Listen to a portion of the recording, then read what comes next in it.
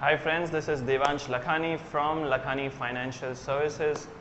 Many founders and many young businesses, they believe that raising funds from venture capitalists or angel investors, that is outside capital, is a very fancy thing to do in today's world and today's environment, right? But let me tell you guys, that is far from the truth. When you are raising capital from outside investors, it is not something that is very fancy. It is not something that is, a to-do thing for your business. Very important thing for startup founders is to believe in their business, in their growth, in their revenue, and to start the business by themselves and then fuel the initial growth stage from their own revenues and from their own cash flows, right?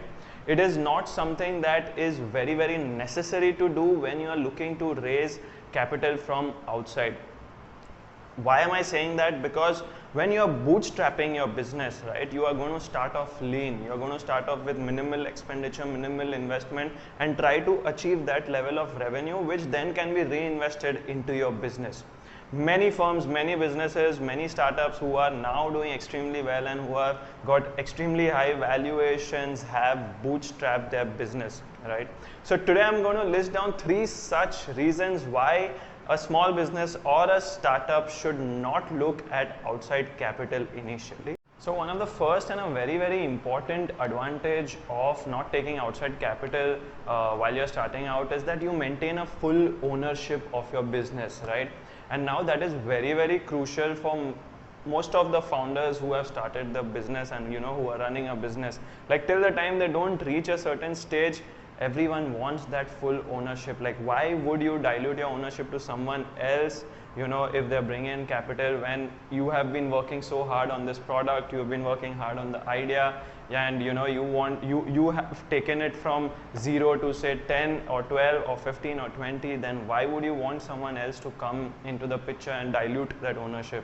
Plus, if you have another co-founder, if you have multiple co-founders, right, and if you have employees to whom you've given ESOPs and they are tied up with that, then just imagine when an investor comes in early on, like you all are probably not left with any motivation, because your ownership is going to be diluted. All the co-founders, if you all are 4 people, it's just going to be diluted from probably 25% to much lower than that. Then what kind of motivation are you all left with actually when you all are starting out? So that's the first one. It helps you to maintain the full ownership of your business, if you don't go for outside capital. Before we proceed ahead, I would request you to click on the like button below, click on the subscription button below, do subscribe to our channel, and click on the notification bell also. Don't forget to do that, because it helps our algorithms, it helps us to know that you've really liked the video. Comment below also what you feel about this sector and any other sector that you want us to make a video on. We'll make sure we make on that. And yes, click on the subscription button below. It helps our algos, it helps us to reach more people like you who are watching this video and to whom we can impart a certain level of knowledge. Thanks a lot.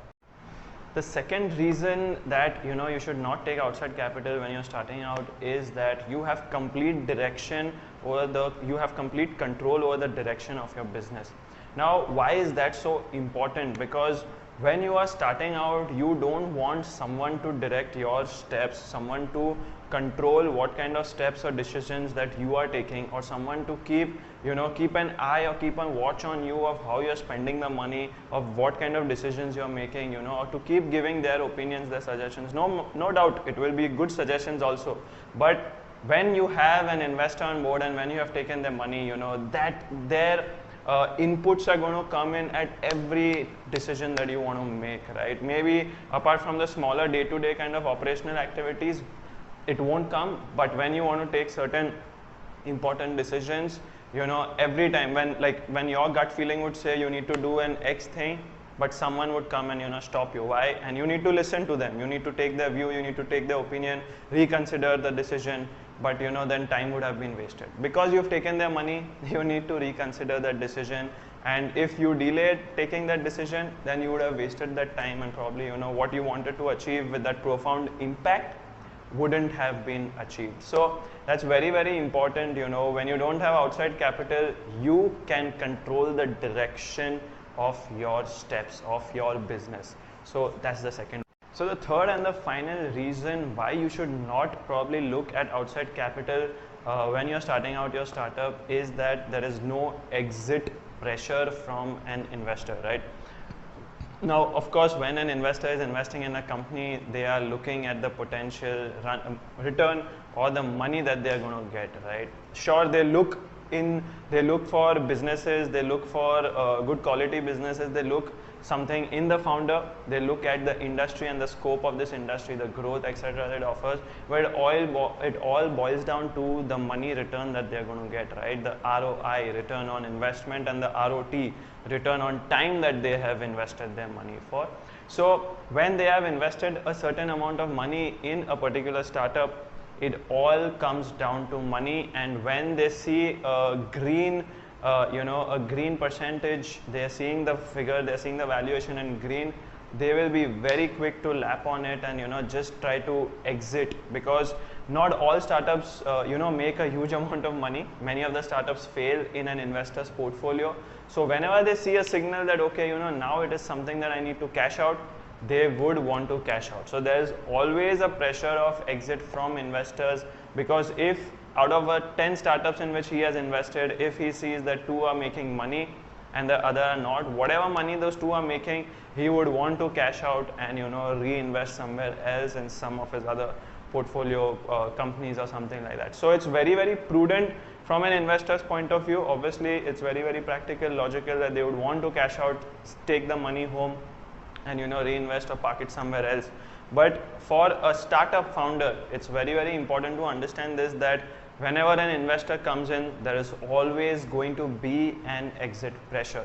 So be very, very careful about that, and hence that is our third point, that why you should not go in for an angel investor or a venture capitalist when you are starting out.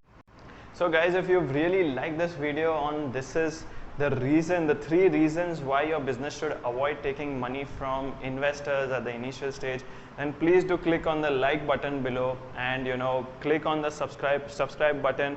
It will help us reach to more and more people as you are a young founder or a startup entrepreneur or a student who is looking to start up his or her enterprise. Please do help us reach the other people. It will help our algorithms a lot on YouTube, and it will help us to reach people whom we are not being able to reach to now. So please do subscribe, click on the notification bell so that you get notified first when our new video is launched. So thanks a lot, guys.